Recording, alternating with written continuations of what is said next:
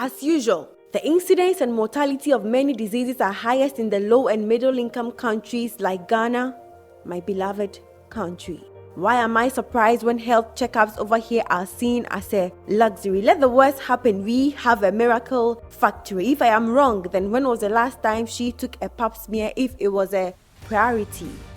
Can't remember.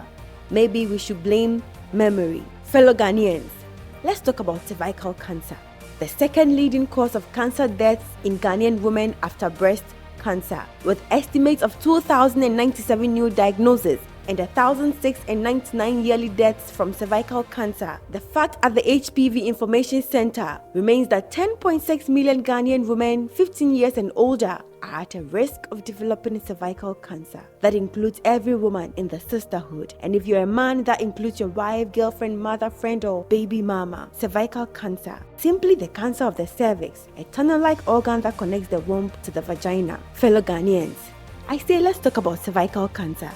Although only people with the cervix are at a risk of getting cervical cancer, it is not a burden for women alone to be the bearer, because the man is a carrier of the causative virus called the human papilloma. It is more of women issue. But what's a world with only men?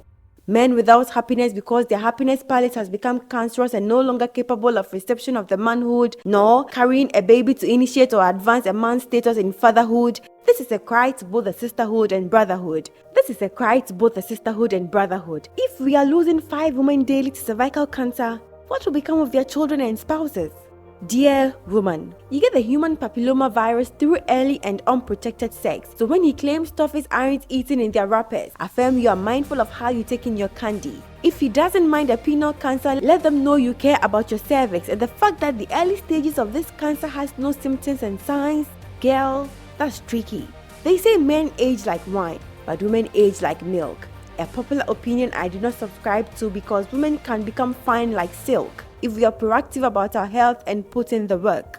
You will never know you have the virus if you never get screened, and that is a higher likelihood that you are at risk. Be mindful of smoking, multiple sexual partners, the orals and the anals, long-term contraceptive usage, and the chronic infections that weaken your immune system. They double your cervical cancer chances. So if you bleed heavily or lighter than usual, don't take it lightly.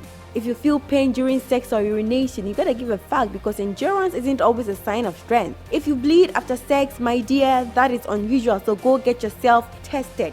It will be worth nothing to lose your life knowing that there is a vaccine that prevents cervical cancer. It will be worth nothing to lose your life knowing that the use of condoms during sex and quitting smoking lower your risk of cervical cancer. It will be worth nothing to lose your life knowing that it only takes a periodic pap smear to check for cervical cancer. Dear woman, your life is precious. Don't just earn a living to survive, live to learn about cervical cancer. Don't just prevent unwanted pregnancies, prevent development of cervical cancer. And that doesn't happen just watching this on your screens. Go get yourself screened for cervical cancer. See, before the HPV, you were a complete woman. Whether you have it or develop the cancer, you can still be an awesome, healthy woman taking care of the world. But it starts with taking care of yourself first. Good night.